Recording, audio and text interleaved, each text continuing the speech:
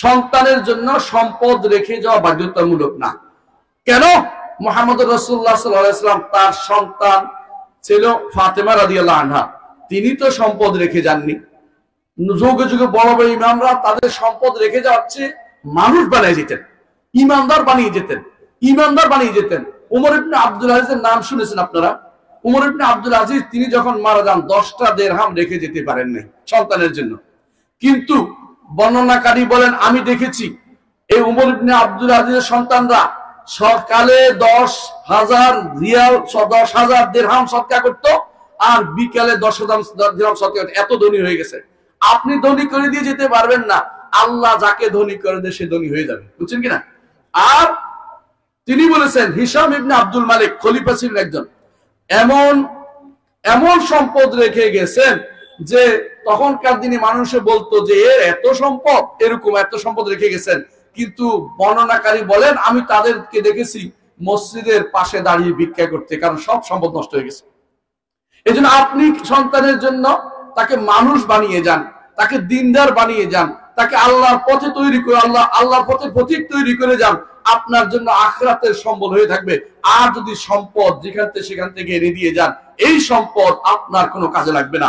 আপনার সম্পদ শুধু সেটাই কাজে লাগবে যেটা আপনি খেয়েছেন, যেটা আপনি পরিধান করেছেন, আর যেটা আপনি দান করেছেন আল্লাহর রাস্তায়। এই তিনটা ব্যতীত রাসূলুল্লাহ সাল্লাল্লাহু আলাইহি ওয়াসাল্লাম বলেছেন ইয়াকুলু ইবনে আদম মালি মালি, বনি আদম বলে আমার সম্পদ আমার সম্পদ, ওয়াহাল মিন মালিহি, তার সম্পদ তো শুধু সেটাই মা আকালা ফা আফনা, খেয়ে হজম করছেন, আও লাবিসা ফা আবলা, অথবা কাপড় পরিধান করে পুরান করে ফেলেছেন, আও তাসাদ্দাকা ফা আবকা, অথবা সদকা করে সেটাকে বাকি রেখেছেন, অর্থাৎ আখিরাতে আল্লাহর হাতে দিয়ে দিয়েছেন।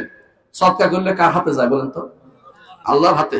মুহাম্মদ রাসূলুল্লাহ সাল্লাল্লাহু আলাইহি ওয়াসাল্লাম বলেছেন, ইমাম তিরমিজি বর্ণনা করেন যে তোমরা যখন একটা টাকা দান করো তখন সেটা কিরকম দান হয়, বলছে যে তোমাদের মধ্যে কেউ যেমন একটা আল্লাহর হাতে সরাসরি দান করা হয়, এবং আল্লাহ তাআলা সেটা কিভাবে বাড়িয়ে তোলেন সেটাও বলেছেন, যেন তোমাদের কেউ একটা উটের বাচ্চা নিয়ে বড় করতে করতে তার বাচ্চা কাছে হতে হতে হতে হতে পুরো উপত্যকা হয়ে যায়। আল্লাহ তাআলা এখন দান করে গেছে, এটা কিন্তু কিয়ামত পর্যন্ত বাড়তে থাকবে। আল্লাহু আকবার। এটা আপনি যখনই দিবেন নিয়ত করবেন বাবার জন্য। এই সওয়াব পৌঁছানোর বিষয় মূল জিনিস হচ্ছে এটা যে আপনি যা দিবেন চিন্তা করবেন যে এটা অবশ্যই আমার জন্য, আমার বাবার জন্য আল্লাহ যেন কবুল করে সেটা করবেন। এই নিয়ত করে দিলে এটা কিন্তু সওয়াবে কাজে লেগে যাবে। কিন্তু কিছু জিনিস কিন্তু আপনি নিয়ত করে দিলে হবে না, ওসিলা দিয়ে দোয়া করতে হবে। এই জন্য আমি আরেকটা পড়ছিলাম, বুঝাইতে পারছি কিনা বুঝাই দিই একটু। যে সমস্ত জিনিস খেয়াল করবেন, যে সমস্ত সম্পদ আছে টাকা পয়সাওয়ালা জিনিসগুলো, বুঝলেন, যে সমস্ত জিনিস টাকা পয়সা, এগুলো দান করলে অন্যের পক্ষ থেকে দান করা যায়। যে সমস্ত ইবাদত টাকা পয়সা দিয়ে করে, যেমন কি হজ, যেমন কি সদকা, যেমন কি উমরা, যেমন কি দান, যেমন কি মসজিদ নির্মাণ, মাদ্রাসা নির্মাণ, টাকা পয়সা দিয়ে যে সমস্ত ইবাদত করা যায় সরাসরি আরেকজনের নামে করতে পারবেন আপনি, যে এটা আমার বাপের নামে দিলাম, বুঝছেন কিনা, আবার আমার দাদার নামে দিলাম, দাদার জন্য দিলাম। কিন্তু যে সমস্ত জিনিস, আবার বলছি খেয়াল করেন, যে সমস্ত জিনিস আপনি শুধুমাত্র নিজের শরীর দিয়ে করছেন, যেমন সালাত করছেন, বাপের জন্য সালাত করতে পারবেন না, বুঝছেন কিনা, বাপের জন্য সালাত নাই। আপনি কোরআন তেলাওয়াত করছেন, বাপের জন্য তো কি করতে হবে, সালাত পড়ে ওসিলা দিয়ে আল্লাহর কাছে দোয়া করবেন। এর মাধ্যমে আল্লাহ আমি সালাত পড়েছি 2 রাকাত, এর ওসিলা আমার বাবাকে ক্ষমা করে দিন, পারবেন না বলতে? নিয়ম বুঝছেন তো? তখন এরপরে যখন আপনি কি করছেন, ভালো এক জিকির আজকার করে সুবহানাল্লাহ আলহামদুলিল্লাহ আল্লাহু আকবার পড়ছেন বেশি করে, আল্লাহ যা পড়েছি এর সওয়াব আল্লাহ তুমি এর ওসিলা দিয়ে, সওয়াব না এর ওসিলা দিয়ে আমার বাবাকে ক্ষমা করে দেন, আমার দাদাকে, এভাবে বলতে পারবেন। এইটা হচ্ছে নিয়ম। আমরা নিয়ম বললে অনেকে রাগ করে ফেলেন, বেনিয়মে চলছে সারা জীবন, অনিয়মে চলা যাবে না, নিয়মের ভিত্তিতে আসতে হবে। আল্লাহ তাআলা কোরআনে এবং হাদিসে আমাদেরকে যে পদ্ধতি শিখিয়ে দিয়েছেন, আল্লাহ রাসূল যেটা শিখিয়ে দিয়েছেন, বাইরে যাওয়া যাবে না। মুহাম্মদ রাসূলুল্লাহ সাল্লাল্লাহু আলাইহি ওয়াসাল্লাম তার কাছে প্রায় আসতো সাহাবীরা, বলতে আমার মা তিনি মারা গেছেন, আমি চাই আমার মায়ের জন্য কিছু করতে। তখন তিনি কি বলতেন, নামাজ পড়ো মায়ের জন্য বলছেন? একদিনও বলেন নাই, আপনার কোনো হাদিসে পাবেন না। মায়ের জন্য রোজা রাখতে বলছেন না, বলেন নাই। তো মায়ের জন্য, তোমার মায়ের জন্য দান করো, তোমার মায়ের জন্য সাদাকা জারিয়া করো, তোমার মায়ের জন্য একটা কূপ খনন করে দাও। কূপ বুঝেননি? আরব দেশে পানির খুব অভাব, এই জন্য দেখবেন যে বিদেশে অনেকেই, ওই দেশের লোকেরা আমাদের দেশে ওই যে পানির বানাই দেয়, নলকূপ বানাই দেয়। কেন? তারা জানে যে এটাতে সওয়াব হবে। কথা বুঝেন? কারণ এটা হচ্ছে জায়গা, আসল জায়গা, যে যতদিন পানি উঠবে ততদিন সওয়াব পৌঁছে যাবে। আল্লাহু আকবার। সুতরাং বুঝতেছেন আপনি, যে ইবাদত মানুষের শারীরিক ইবাদত, এগুলি দিয়ে, এগুলি করে, এগুলি ওসিলা দিয়ে দোয়া করতে হয়। আর যেগুলি আর্থিক ইবাদত, অর্থকরী ইবাদত, এগুলি সরাসরি আপনি অন্য কারোর জন্য দান করতে পারবেন। দুইটার মধ্যে একটু পার্থক্য আপনাকে বুঝতে হবে। মুহাম্মদ রাসূল এভাবে শিক্ষা দিয়েছেন। এমনকি রাসূল এটাও বলেছেন, কেউ যদি কোনো কূপ খনন করে দেয় তাহলে সেটাও তার জন্য কাজ হবে। রাসূলুল্লাহ সাল্লাল্লাহু আলাইহি ওয়াসাল্লাম এটাও বলেছেন। হজ উমরার কথা বলেছেন। কেন? হজ উমরা কি লাগে? কি লাগে? অর্থ লাগে। হজ উমরা কি লাগে? অর্থ লাগে। এই জন্য আর্থিক যেখানে বেশি, অর্থ যেখানে বেশি, সেটা আল্লাহ জন্য, সেটা সরাসরি আপনি মৃত ব্যক্তির জন্য দান করতে পারবেন। কিন্তু যেটা নামাজ, এটা দিতে পারবেন না। নামাজ পড়ে এর ওসিলায় আল্লাহর কাছে দোয়া করবেন, আল্লাহ নামাজ পড়েছি, এর ওসিলায় আমার বাবাকে ক্ষমা করে দেন, আমার, এটা বলতে পারবেন, কোনো সমস্যা নেই। তবে চিনতে হবে কিভাবে বলতে হবে। এই জিনিসটা না জানলে আপনি ভুলের উপর থাকা, এটা আমরা পছন্দ করি না। আশা করি বুঝছেন জিনিসটা। আমি আরেকটা জিনিস বলতে চাচ্ছি, আল্লাহ তাআলা কি বলছেন? ইয়া আইয়ুহাল্লাযীনা আমানুত্তাকুল্লাহ ওয়াবতাগু ইলাইহিল ওয়াসিলা ওয়াজাহিদু ফি সাবিলিহি লাআল্লাকুম তুফলিহুন। হে ঈমানদারগণ, সফল কাম হতে যদি চাও তাহলে কিছু কাজ করো। সফল কাম হতে চান কিনা? সফল কাম হতে কে কে চায়? আমি চাই। আল্লাহ যেন কবুল করে আমাদের হাত। আল্লাহুম্মা আমিন। আল্লাহ সফল কাম হতে চাই। দুনিয়াতে এসে যদি কোনো সফল কাম না হতে পারি তাহলে আমাদের কোনো মূল্য নাই। সবচেয়ে নিকৃষ্ট জীব হচ্ছে কাফের, সবচেয়ে নিকৃষ্ট জীব হচ্ছে মুশরিক।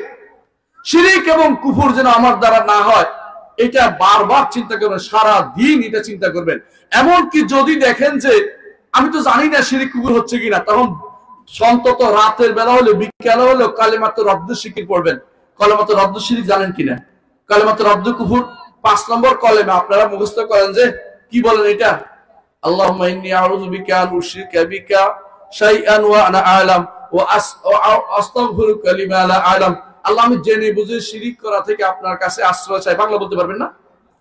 আর না জেনে যা করেছি তা থেকে আপনার কাছে ক্ষমা চাই। বাংলা বলতে পারবেন না? অসুবিধা নেই। প্রতিদিন বলবেন, আল্লাহ, না জেনে, আমি জেনে বুঝে যদি শিরিক করে থাকি আপনার কাছে ক্ষমা, আপনার কাছে আশ্রয় চাই। আর যদি কোনো কিছু না জেনে করে থাকি, একদম জানিই নাই, না জেনে জানি করে থাকি, এটা থেকে আপনার কাছে ক্ষমা, আপনার কাছে ক্ষমা চাই। এর অর্থ হলো জেনে বুঝে করা থেকে আশ্রয় চাই। অর্থাৎ জেনে বুঝে করাই যাবে না। আর না জেনে যদি হয়ে যায় তাহলে আপনার ক্ষমা চাইতে হবে এটার জন্য। এইটা করলে কিন্তু আপনার অন্তত প্রতিদিন যদি মারা যান, আপনার কত লাভ জানেন? সুবহানাল্লাহ। ঈমানদারের গুনাহ আল্লাহ বিভিন্ন কারণে ক্ষমা করে দেয়। কয়টা কারণ? 10টা কারণ। 10টা কারণ বললো ঈমানদারের গুনাহ ক্ষমা হয়ে যায়। কিন্তু এটা ঈমানদার ছাড়া কারোর জন্য না। রাসূলুল্লাহ সাল্লাল্লাহু আলাইহি ওয়াসাল্লাম বলেছেন, ওয়ালাইসা যালিকা ইল্লা লিল মুমিনিন।